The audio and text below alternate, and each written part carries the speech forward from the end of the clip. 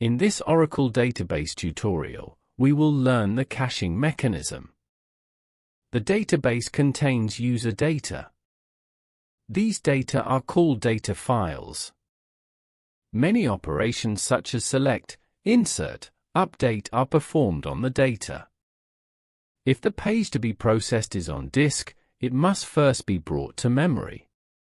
This process is called I/O. I/O in the database is a costly operation. We want data files to be in memory instead of disk as much as possible. We can avoid I/O costs by keeping all data files in memory. This process is called forceful database caching in Oracle database. In this video, we will learn how to use this feature of the database. Next, we will learn how to understand whether the database is suitable for using this feature. So let's start. I start the database by connecting to the SQL command line.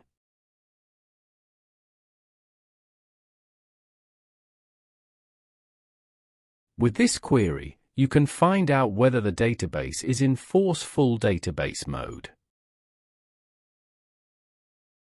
The database is not currently in forceful database caching mode.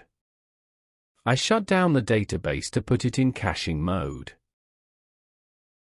I start the database in mount mode.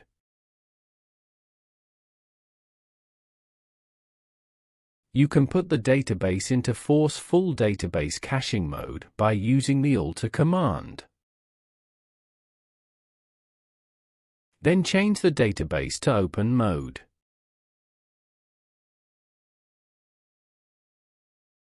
Rewrite the select query.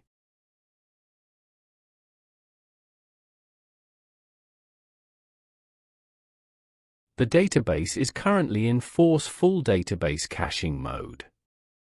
Let's put the database back into non-caching mode. I'm shutting down the database. I start in mount mode. I put the database in no caching mode using the alter command. I change the database to open mode.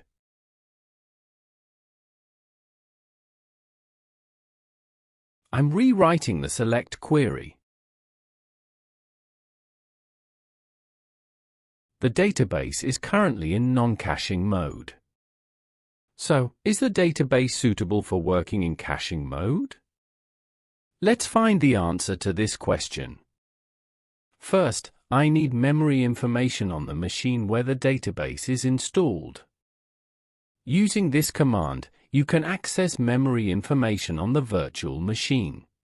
There is approximately 4.5 gigabytes of memory.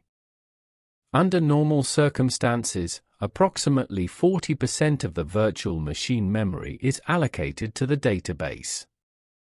This is approximately 1.8 gigabytes. Secondly, I need the data file size. I connect to SQL command line.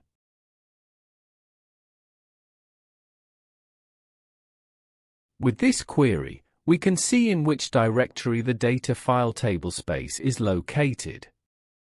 I set the SQL format as answer console.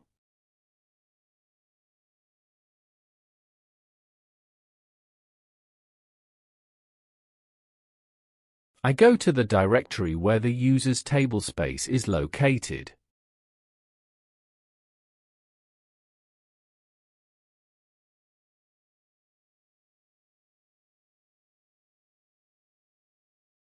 The value shown is in bytes. The total data file is approximately 5 megabytes. Therefore, there must be more than 5 megabytes of space in the database buffer cache. Otherwise, the database cannot run in forceful database caching mode. We can check the amount of buffer cache defined in the database with this query. As a standard, 60% of the memory defined to the database is defined to the database buffer cache. The total amount of memory assigned to the database was approximately 1.8 gigabytes. Exactly 1 gigabyte of space is defined in the database buffer cache. This corresponds to approximately 60% of 1.8 gigabytes. However, this value does not mean the exact amount of memory that can be used for the cache. You can use this query to find the amount of database buffer cache that can be cached.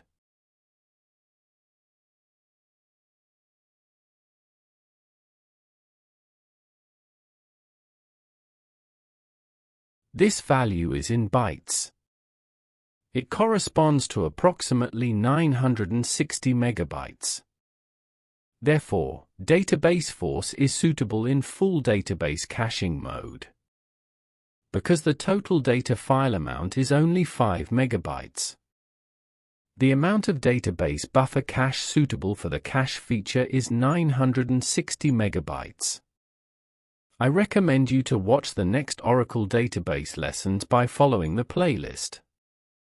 To support us, you can subscribe to the YouTube channel and like the video.